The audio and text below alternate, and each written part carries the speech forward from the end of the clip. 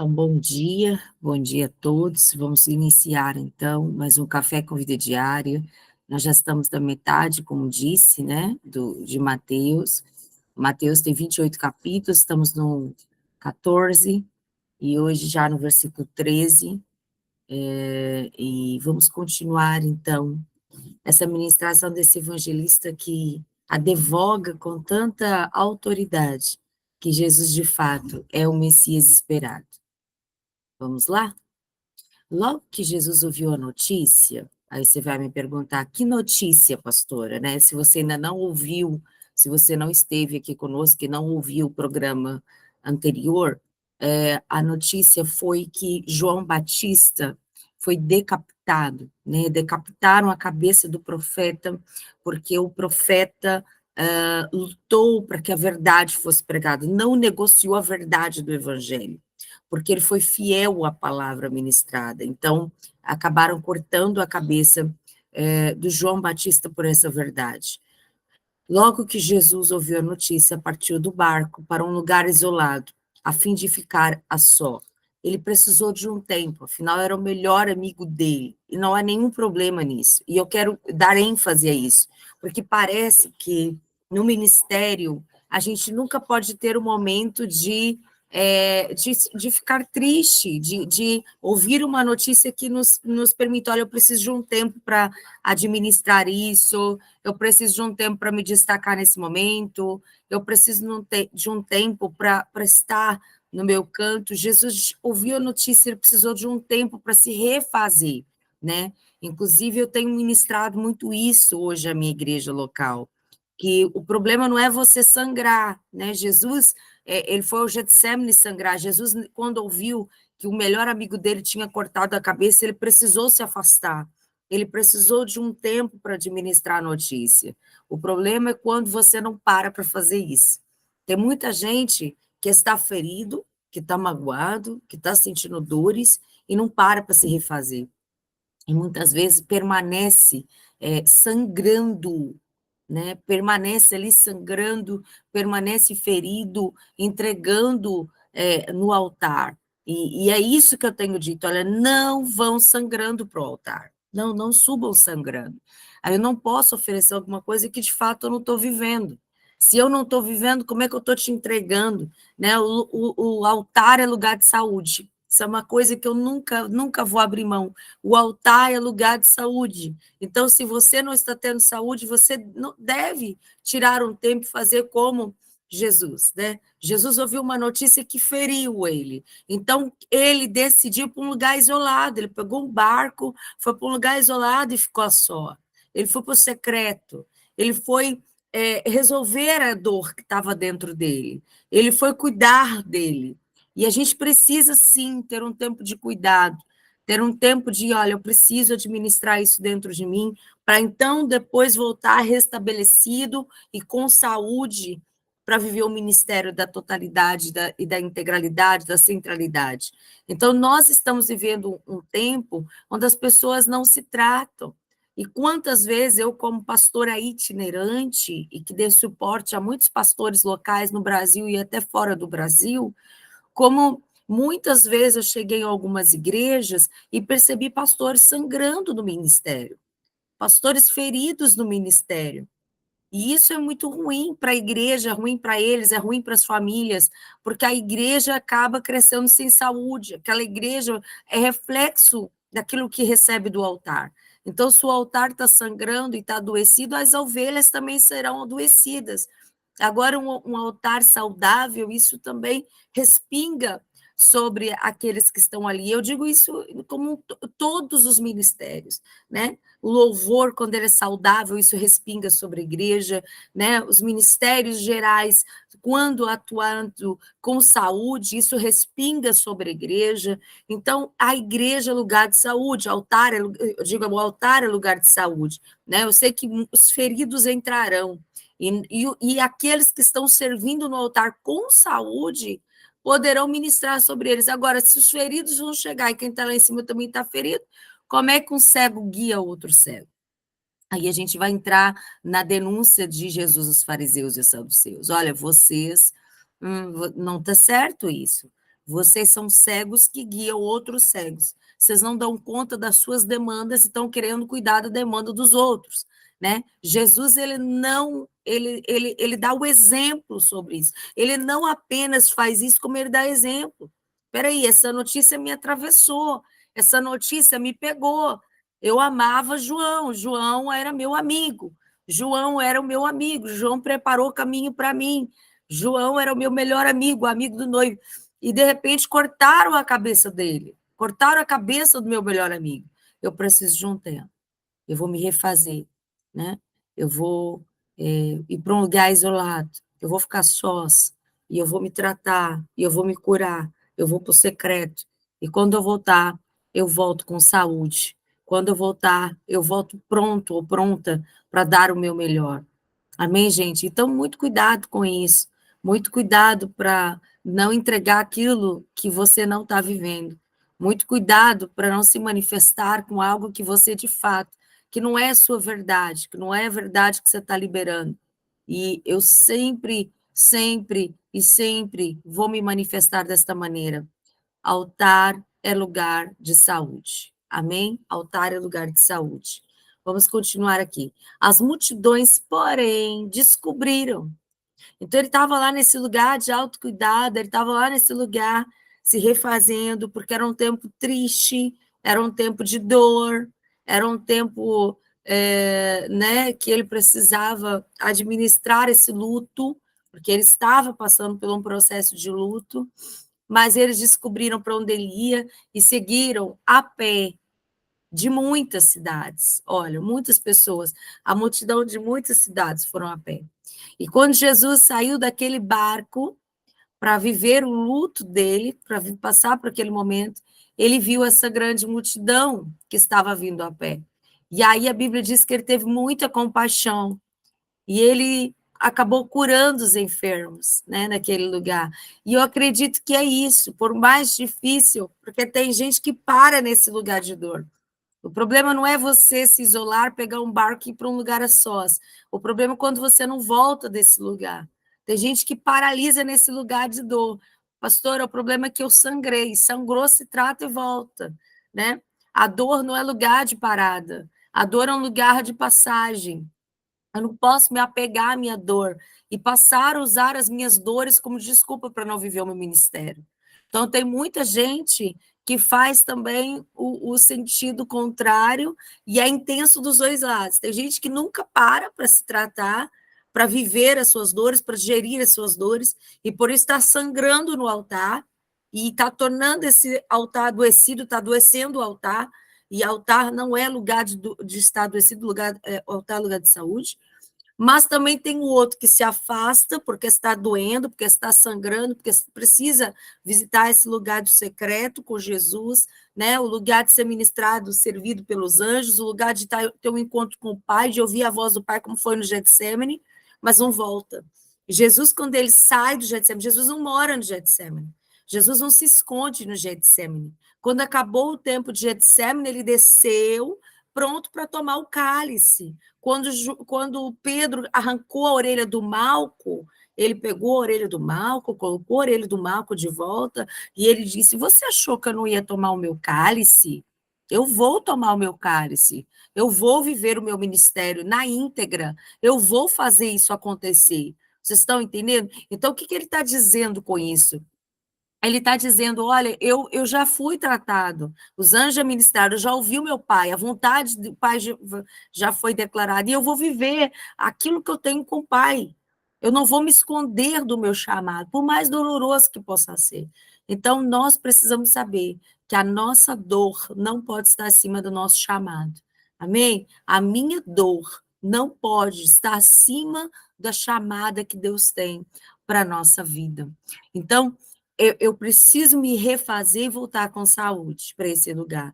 Então, duas verdades eu coloco aqui. Atenção, está ferido, vá se tratar, se cure. E, aliás, e aqui eu falo como terapeuta também cristã, não apenas como pastora. Vá se tratar, se é no corpo, pare para cuidar do corpo, né? Nós temos hoje um grande evangelista escocês, era um garoto de talvez 30 anos aproximadamente, E ele não cuidou da saúde dele. E ele estava gerando um dos maiores avivamentos que a Escócia já viu na vida.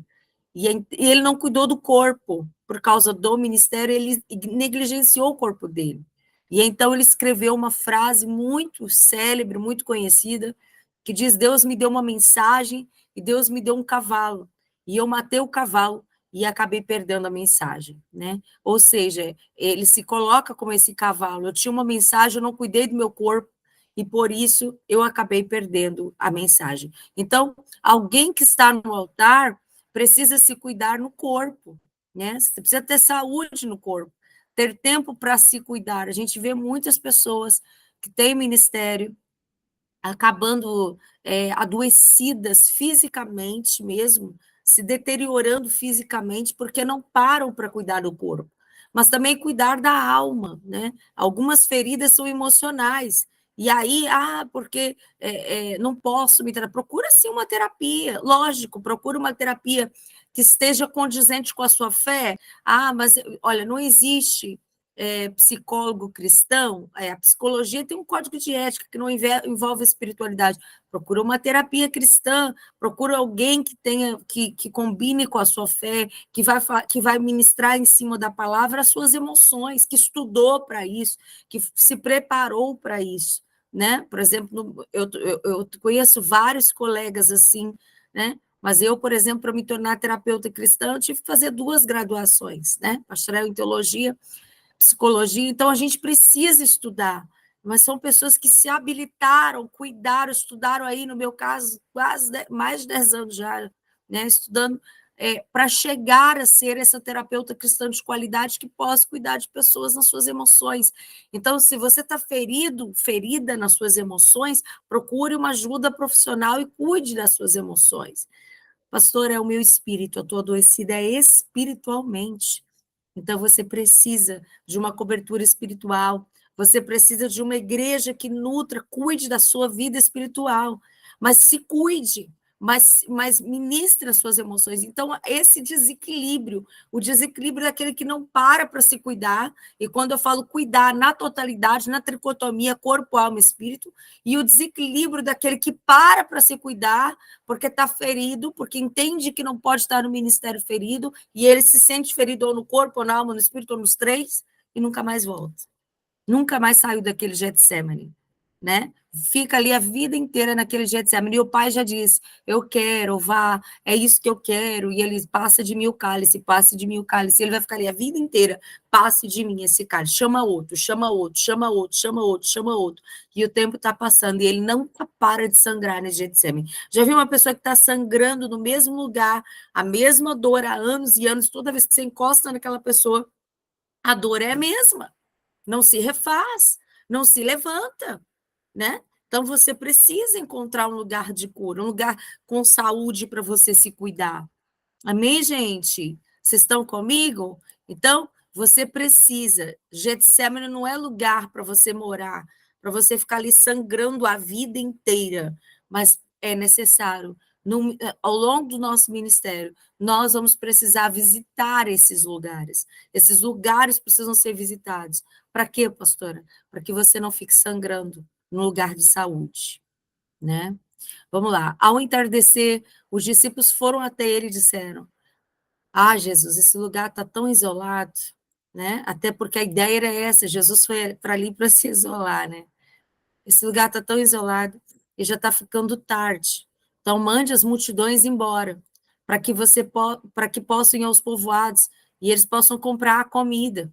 Olha o que os discípulos estão vendo. Os discípulos estão dizendo assim: Jesus, vou dizer uma coisa para o senhor que talvez o senhor não saiba. Eu acho tão bonito, né? Esse lugar. Eu acho interessante esse lugar. Às vezes, né, você como autoridade, você está com uma visão ampliada, mas quem está de fora não entende o que você está enxergando. E as pessoas vêm conversar com você como se você não estivesse ciente das coisas que estão acontecendo. Você não acha isso, você já está cansada de achar, você já está cansado de achar, mas você vai dizer, como se fosse um grande feito, mas na verdade Jesus estava sob controle, Jesus sabia o que ele estava fazendo, Jesus sabia que aquele lugar era isolado, Jesus sabia que estava ficando tarde. Jesus não perdeu o controle. Está tudo certo. A matemática está certíssima. Mas eles estão vendo ali um problemão. O que os discípulos estão querendo livrar? Às vezes até querendo proteger Jesus, a multidão, quem sabe por mais melhor intencionado que seja, ou só querendo evitar um problema para eles mesmos. Jesus, ó, o senhor está aqui ao entardecer, o senhor já está aqui falando já há algum tempo, o senhor está ministrando essas multidões, curando essas multidões já há algum tempo, mas a gente está sentindo um problema, tem um problemão se aproximando. E o problemão é o seguinte: aqui é um lugar isolado e aqui não tem comida. Então é melhor a gente liberar esse povo todo, porque senão a gente vai ter um problemão, como se Jesus não soubesse a hora, como se Jesus não soubesse dos perigos, como se Jesus não tivesse ciente, como se Jesus tivesse perdido o controle daquela situação. E aí Jesus vai responder: não há necessidade. Não há necessidade de a gente mandar essa multidão embora. E eu posso imaginar aqueles discípulos dizendo: Jesus não sabe o que está fazendo, né? Jesus está doido. Jesus perdeu o controle.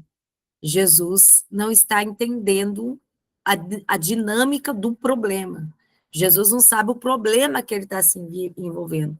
E muitas vezes você, como líder, vão olhar para você exatamente assim. A pastora, quantas vezes já me olharam assim? A pastora está procurando problema. A pastora não sabe o que está fazendo, né? Você, como líder, muitas vezes vão olhar para você com esse olhar de é doida. Não, não é normal, né? É doido, não é normal.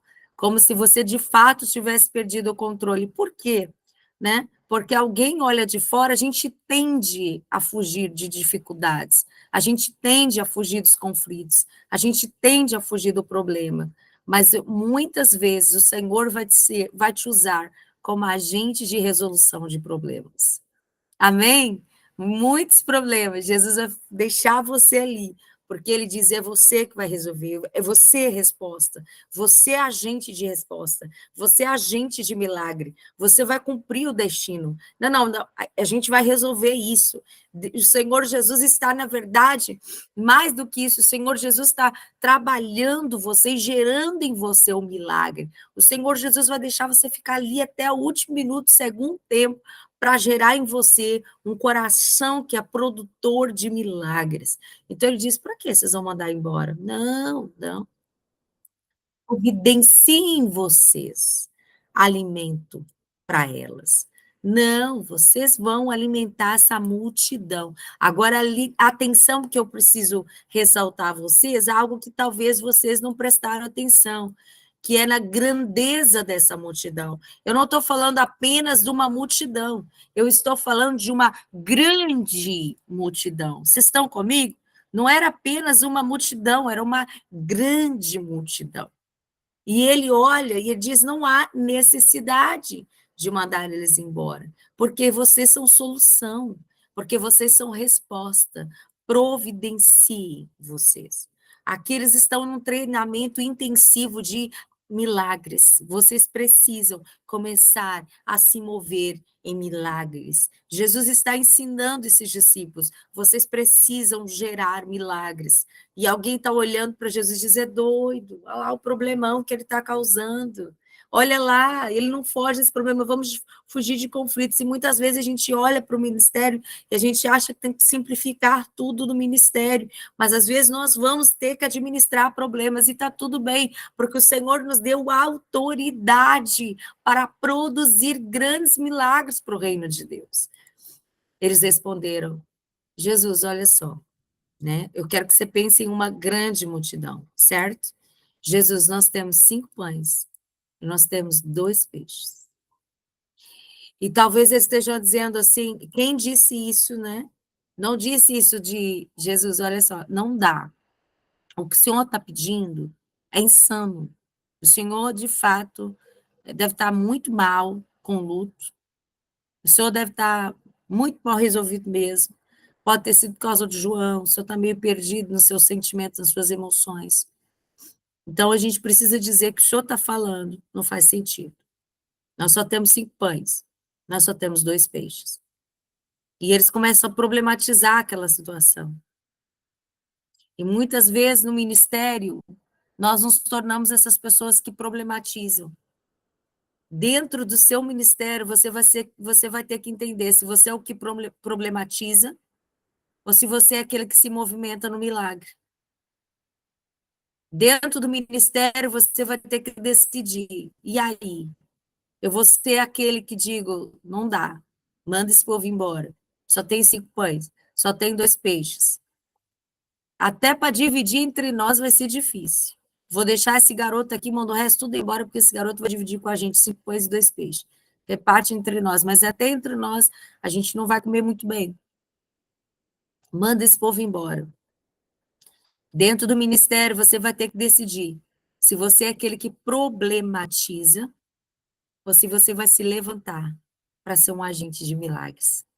Você vai dizer: uau, Jesus, entendi, o Senhor montou um cenário de milagre. Eu acredito, Jesus vai ser incrível. Jesus, já estou até vendo o que o Senhor está fazendo, qual é o cenário, como que vai ser. Eu já estou antevendo algo profético, algo sobrenatural. Eu já estou antevendo um milagre extraordinário. Vocês estão compreendendo o que eu estou dizendo? Que tipo de discípulo você é? Aquele que fica ali tentando facilitar. Olha, Jesus, isso é um problemão, hein? Sei não, hein? Ai, meu Deus, tem uns discípulos que são assim, ficam atrás de você, sei não, hein? Isso aí é problema, hein? Isso aí não vai dar certo, não, hein? Eu acho que isso aí vai dar errado, vai dar um problemão, um trabalhão.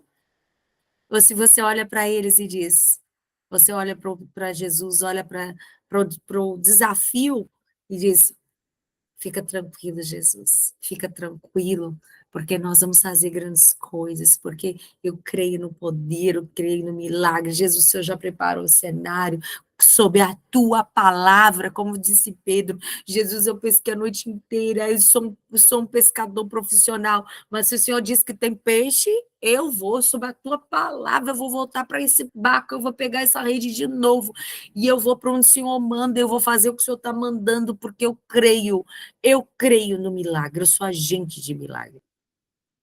Jesus prepara esse cenário e diz: tragam cá, me entreguem esses 5 pães, me entreguem esses 2 peixes.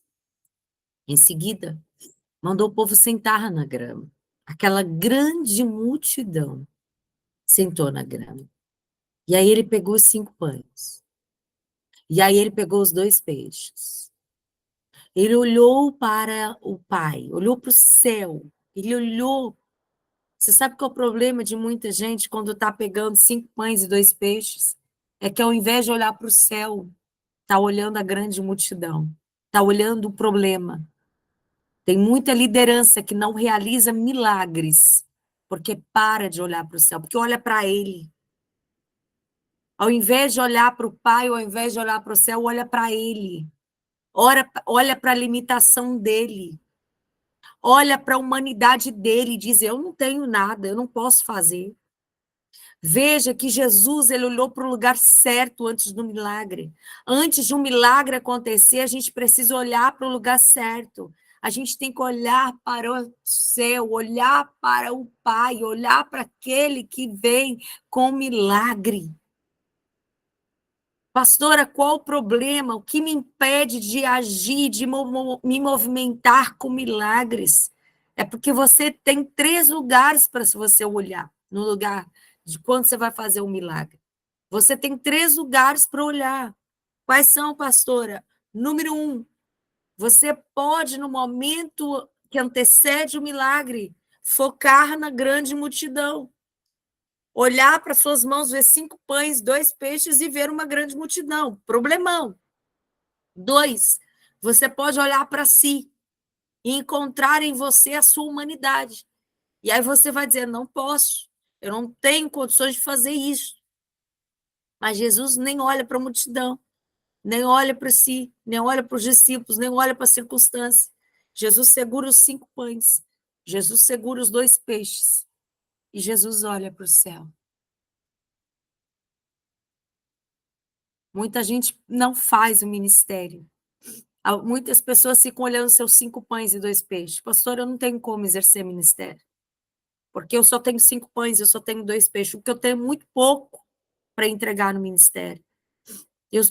Alguns dizem, nem 5 pães e 2 peixes eu tenho, tem nada.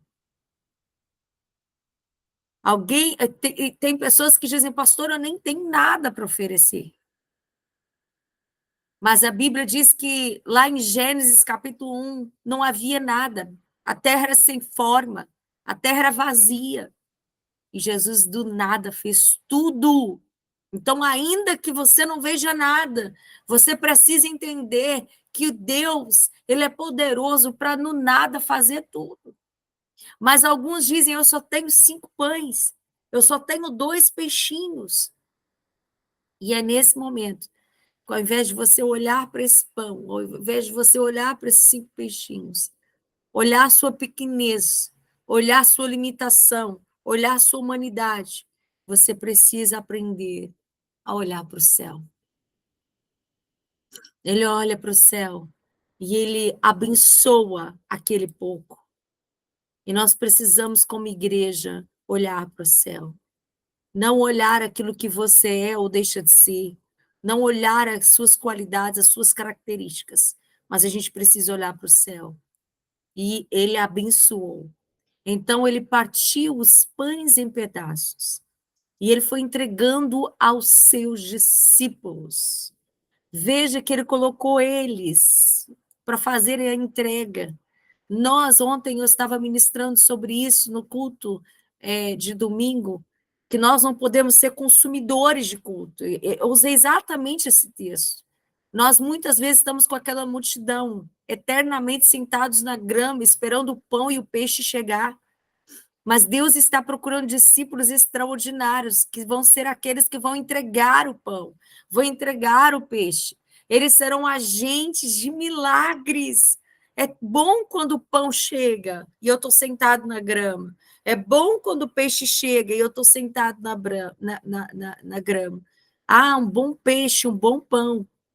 Aliás, uma das minhas comidas favoritas como portuguesa, que sou em Portugal, era um peixe na brasa, né, com a broa, que é um pão tipicamente português. Que delícia, um peixinho na brasa com uma broa.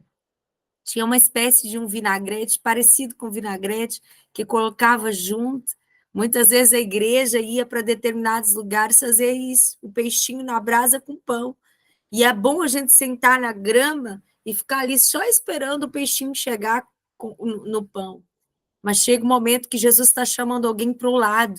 Sabe? Ó, vem ser meu discípulo. E o discípulo é aquele que entrega, que alimenta. Ele vai comer também, preocupa não, que vai comer, vai dar. Mas ele vai ser aquele que serve. Nós somos aquele que servimos, somos ministros. Foi esta minha pregação de ontem na Igreja Apostólica Relevante, de que nós somos ministros, nós somos aqueles que entregamos. Importa que nos reconheçam como ministros de Jesus, ministros dos planos secretos. Eles foram os primeiros a saber que Jesus faria o milagre. Eles viram Jesus preparar o milagre. Eles viram Jesus olhando para o céu. Eles viram que Jesus iria fazer algo grande. Eles estiveram do lado de Jesus. Eles pegaram o pão e o peixe na mão.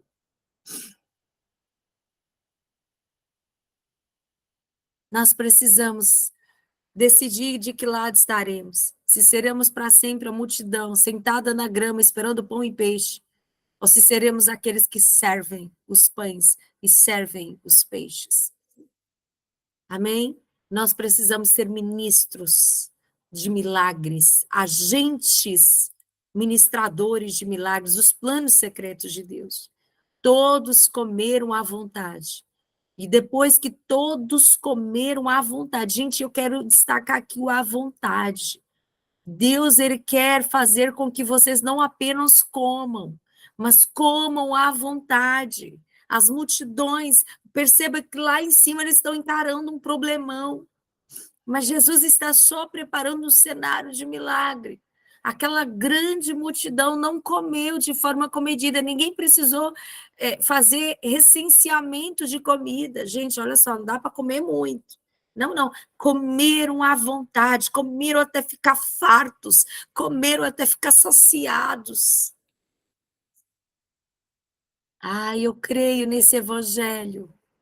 Eu creio no evangelho de ministros que se levantam para agir em milagres, que não problematizam o reino de Deus, mas eles já veem cenários preparados de grandes milagres. E eles estão dispostos a servir uma multidão que vão comer à vontade. Tem comida à vontade no reino. Amém, gente? É um tempo de fartura no reino. Vocês creem? O cenário é favorável para vivermos isto. Você crê nisso? Você crê que Deus tem comida com fartura para aqueles que estão famintos? Há fome, há sede. E Deus movimentará os discípulos extraordinários de Jesus para viver um tempo de comer à vontade. As nações comerão à vontade. Viveremos esse tempo de sobrenatural. Mas não apenas comeram à vontade, mas sobrou. Recolheram ainda 12 cestos com sobras. Eu acredito que isso aqui, gente, para mim, Jesus tem senso de um povo. Para mim, ele tem. Porque aqueles discípulos, os 12 discípulos, chegaram para Jesus e disseram: talvez vocês multidão. E essa grande multidão precisa comer. E agora aqueles 12 discípulos, cada um deles já serviu a multidão. Os 12 discípulos estão lá. E agora Jesus faz eles distribuírem ao povo. O povo comeu, mas comeu com força. Era rodízio, sem balança. Rodízio sem balança. E coma à vontade, como quanto se aguentar. Já viu? Como quanto você aguentar, de graça, como se alimenta. E o povo comeu até não aguentar mais. Perceba que o povo estava já bem, estava farto. E depois que todo mundo comeu, cada um deles ainda ficou segurando nas mãos um cesto cheio de pão e peixe. Cada um sentou com seu cesto, cada um sentou com seu pão, cada um sentou com seu peixe. Eu fico imaginando aqueles discípulos sentados, segurando os pães, segurando os peixes. Vocês estão comigo? Travou aqui a imagem, vocês estão me ouvindo, né? Sim. Ah, tá. Travou só a imagem para vocês, né? Então, vou continuar. Eu fico imaginando eles sentados. Gente, presta atenção. Eles ali. Oh, a gente problematizou agora cada um segurando o cesto. Tá bom para vocês isso? Cada um deles segurando seu cesto. Gente, vai dar e vai sobrar. Quando a gente se movimenta em milagre, vai dar e vai sobrar. Eu vou entrar e sair rapidamente. Um segundo.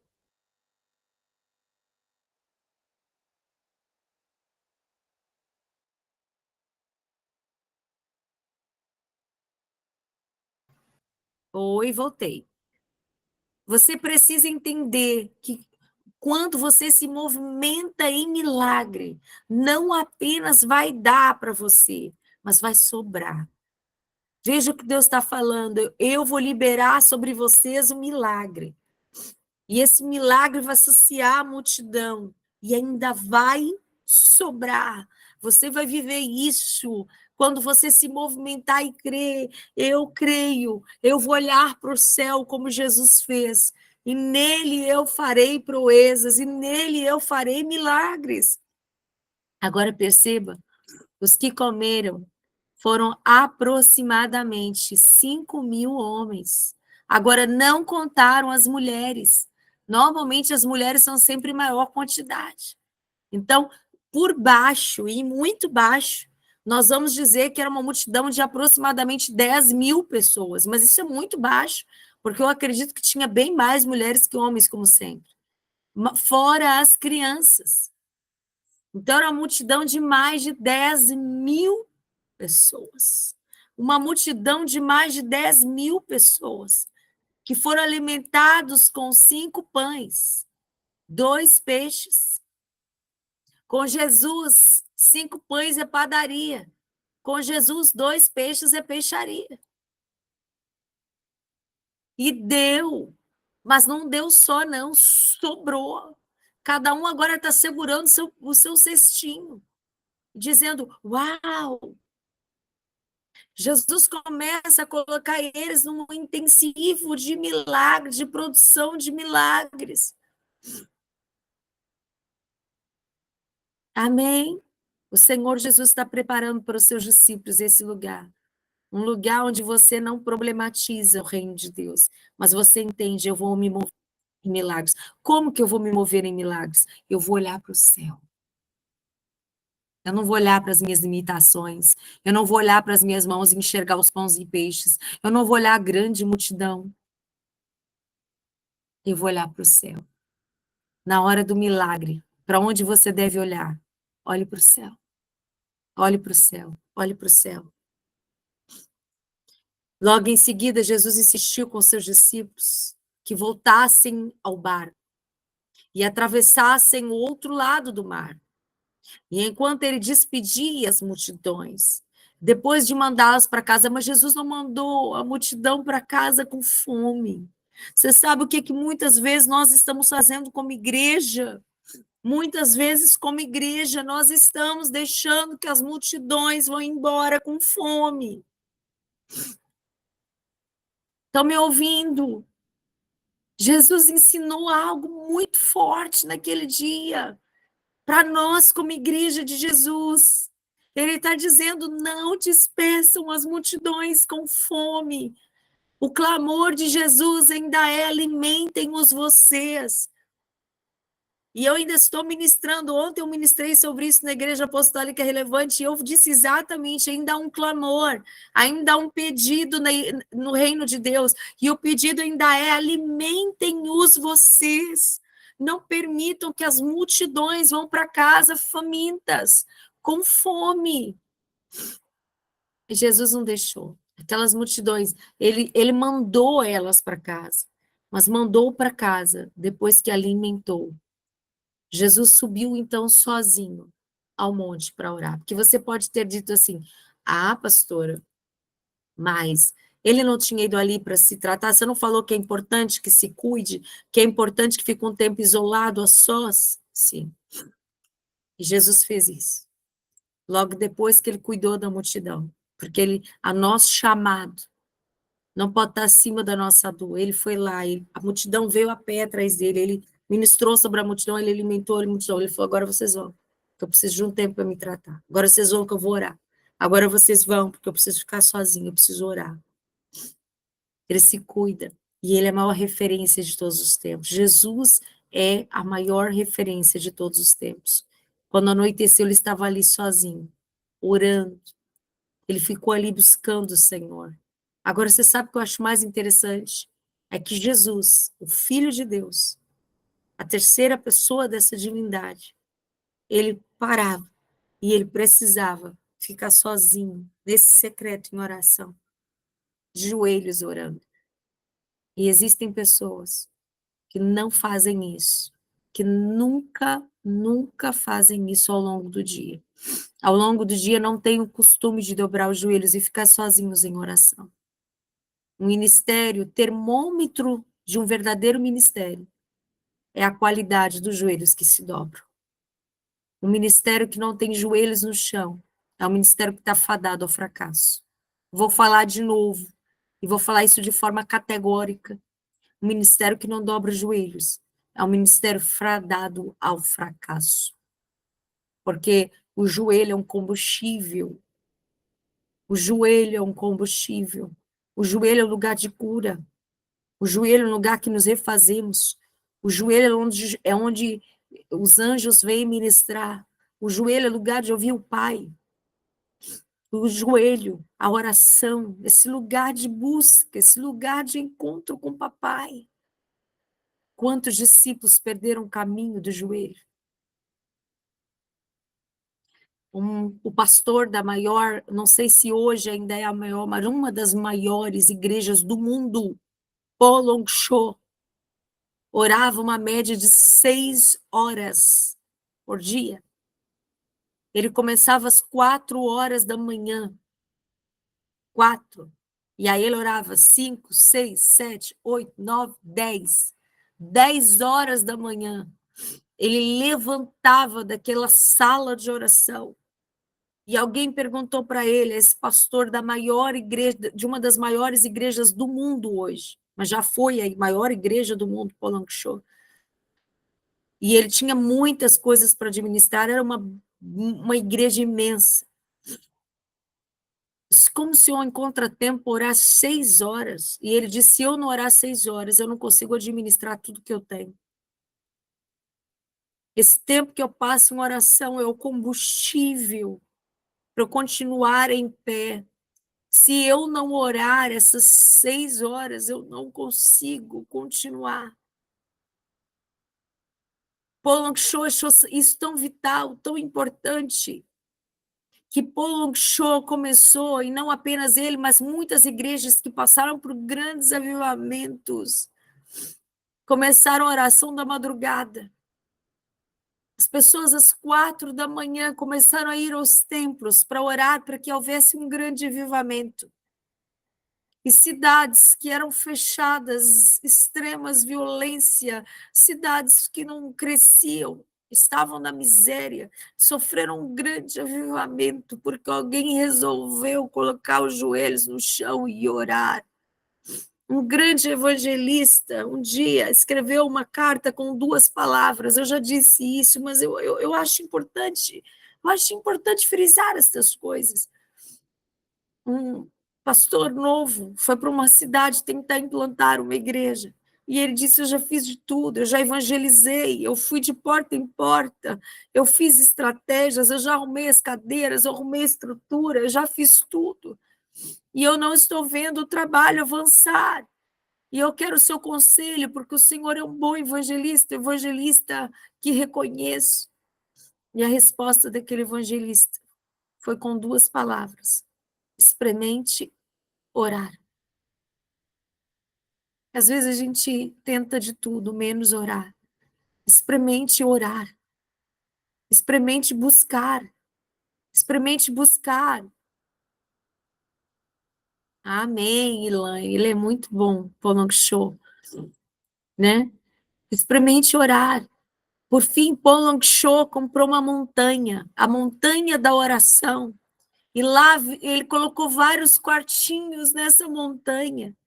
No quartinho tinha o tapete de oração, uma mesinha e uma Bíblia, incentivando seus membros a irem à montanha e começaram os seus dias dentro dos quartinhos de oração. Nós precisamos ser pessoas que amam a palavra, mas não menos do que oração. Perguntaram um dia a um grande pregador: o que é mais importante? O que eu devo fazer com mais intensidade? Orar ou ler a Bíblia? O que eu devo fazer com mais intensidade? Orar ou ler a palavra? E aquele pregador, com muita sabedoria, respondeu: qual é a asa mais importante da águia? A esquerda ou a direita? E ele respondeu: não tem uma asa mais importante. Se ele só bater à esquerda, ele não sai do lugar. Se ele só bater à direita, ele também não sai do lugar. Ele vai precisar bater as 2 asas com a mesma intensidade. E ele falou: pois bem, não tem o mais importante. O importante é que batam as 2 asas com a mesma intensidade. Um verdadeiro discípulo, ele é intenso na palavra e ele é intenso na oração. Ele é intenso na palavra e ele é intenso na oração. E Jesus está olhando para nós como igreja e está dizendo: experimentem orar. Experimentem fazer o que Jesus fazia no ministério dele. Experimentem subir ao monte e ficar sozinhos em oração. Vamos orar? Senhor Jesus, esta manhã nós decidimos que não seremos discípulos que problematizam. Decidimos, Jesus, que queremos também não ser só os discípulos, a multidão que está sentada na grama esperando o pão e o peixe chegar. É tão bom esse lugar, Jesus. Mas nós queremos mais. Nós queremos ser os discípulos que seguram o cesto com os pães e os peixes e servem as multidões. Nós queremos servir as multidões, Jesus. Senhor Deus, eu sei que vai dar e vai sobrar, porque o Senhor é um Deus que não deixa faltar. O Senhor é o Deus dos recursos. O Senhor é um Deus que supre as necessidades. O Senhor é um Deus de milagre. Senhor, mas também queremos copiar o Senhor, ter o Senhor como referência e inspiração. Não nos deixa, Senhor, ficar feridos e sangrando, porque perdemos o caminho do secreto. Somos ministrados no secreto com o papai. E quantas vezes perdemos esse caminho e deixamos de esse lugar para nos tratar, para orar, para buscar a tua presença. Senhor Deus, nós queremos buscar a tua face. Nós queremos ter um encontro com o Pai nesse secreto. Nós queremos buscar a tua presença.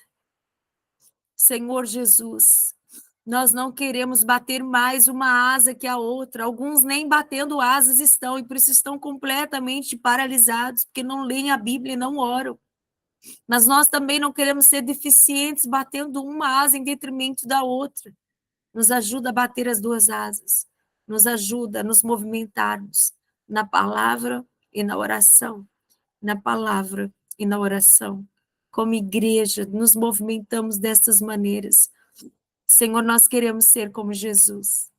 Nós queremos parecer contigo. Senhor, não queremos despedir as multidões com as mãos vazias. Como igreja, queremos alimentar as multidões que vêm até nós. Nós queremos ir até as multidões. E nós queremos também ter autoridade para olhar para o céu. Não permita, Senhor, que a gente olhe para nós. Não permita que a gente continue olhando para nós e para as nossas dificuldades.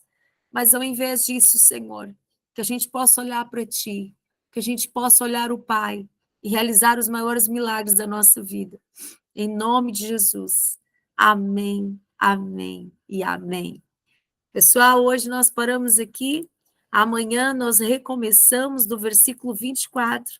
Então, amanhã, anota aí, nós vamos ainda continuar no capítulo 14, mas desta vez, versículo 24. Capítulo 14, versículo 24, tá bom? Deus abençoe vocês. Até amanhã, hein? Ó, um beijo, amo vocês, bom dia, boa semana. Que o Senhor prospere vocês no trabalho, alimentem as multidões aí, tá bom? Deus abençoe vocês. Tchau, tchau. Até amanhã.